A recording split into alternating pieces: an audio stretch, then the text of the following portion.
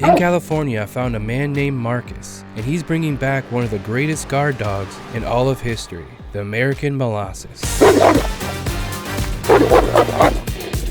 When you hear their bark, you will know that you're not screwing around here. I mean, these dogs are serious.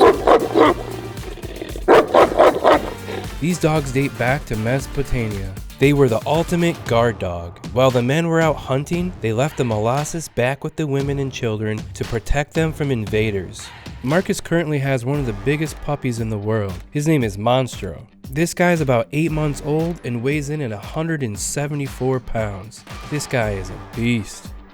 I wondered why Marcus wanted to bring back these dogs. How big can they get? How much can they eat? Are they lovable? And what's the future plans for this breed? So stay tuned as we learn more about the American Molossus. When I first stepped into Marcus's house, I was blown away. Not only is he the founder and breeder of the American Molossus, but his full-time job is buying and selling everything Victorian. This house is incredible. I've never seen anything like it. I could spend hours around here looking around, but I came here to see the American Molossus and meet this giant puppy, Monstro. Monstro. Oh yeah, look at the slobber already. So the American Molossus is a resurrected guardian of antiquity, and bringing them back, it is extremely important for me to make sure that every single detail is exactly like they were. To bring back the American Molossus, I had to use the only two actual direct descendants were the Neapolitan Mastiff and the the Old English Mastiff. Genetically speaking, those are the two direct descendants, and they actually have the DNA that actually are molossoids or molosser breeds.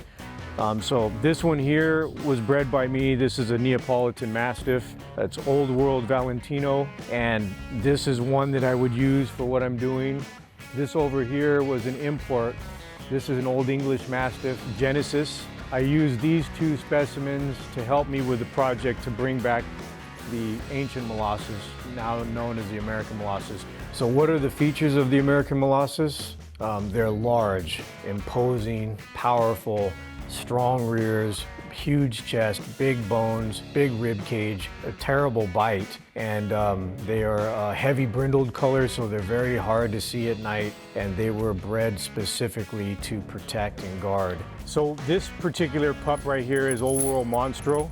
Most of the traits that we're looking for in an American Molossus. He has the square head, piercing eyes, the really large bone structure, large paws, and his bone structure is really large even in the rear. Thick rear, thick body, heavy brindled. You can't see him at night. Very similar to what it looked like back in the day.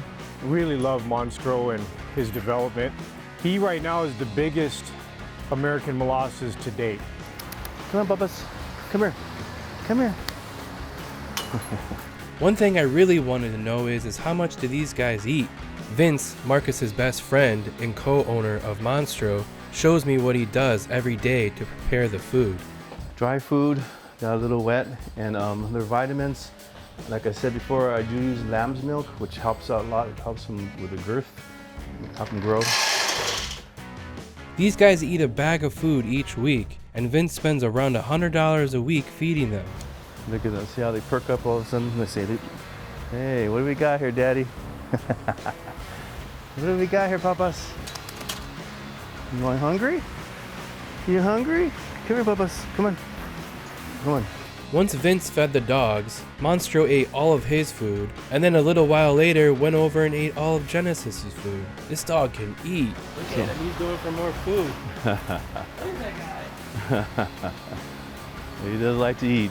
Vince put up fans all around that blow cold water, and the dogs love it, especially Monstro. This guy's really living the life. Oh, hey, Bubba's. Look at my big boy. Oh, I can't hold him. He's so darn big.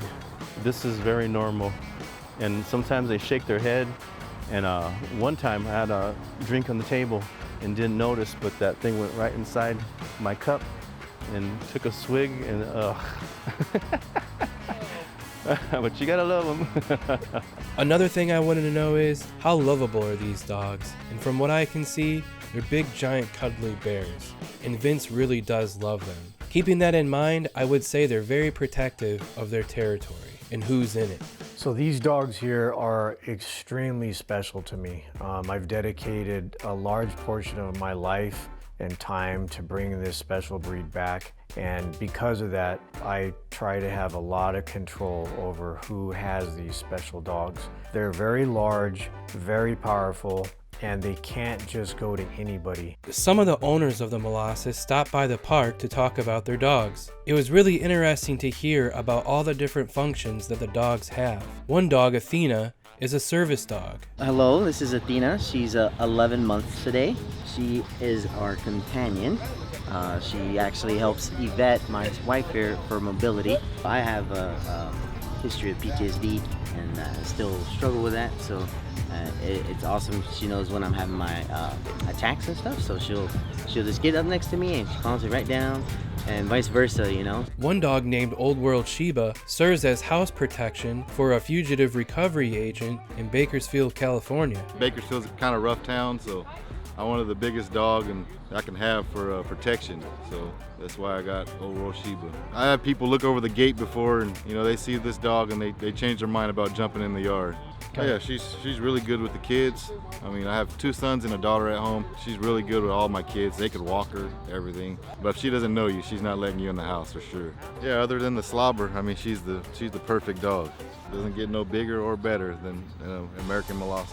I've seen people comment about these dogs being lazy, can't move, overweight, and I haven't seen one thing claim like that. We had a little boy come over randomly to play with Koba, one of the dogs, and they had so much fun together. Want to try to give her your paw? Try to paw, paw. There you go, paw. Good girl. See that? Oh, she wants to play now, huh? Go ahead, throw it. I used to just dream about what if that dog was still here. I mean, what if it actually existed right now today? This big, huge, powerful, heavy-brindled, monstrous dog of the past to protect. I mean, it gives you goosebumps just thinking about it. So working on this project of the American Molossus, there's been so much support worldwide on this breed and bringing this dog back. I have to thank them all, from historical documents and statues and museums and scholars, and then of course several clients, breeders have all come together to support what I'm doing. And we have a community now of people that are breeding the dogs and working together to help me bring these dogs back and improve on them. It's a dream come true to be able to bring this ancient dog back to share with people, and really so you can see other people from all kinds of different backgrounds and different locations come together to bring this dog back.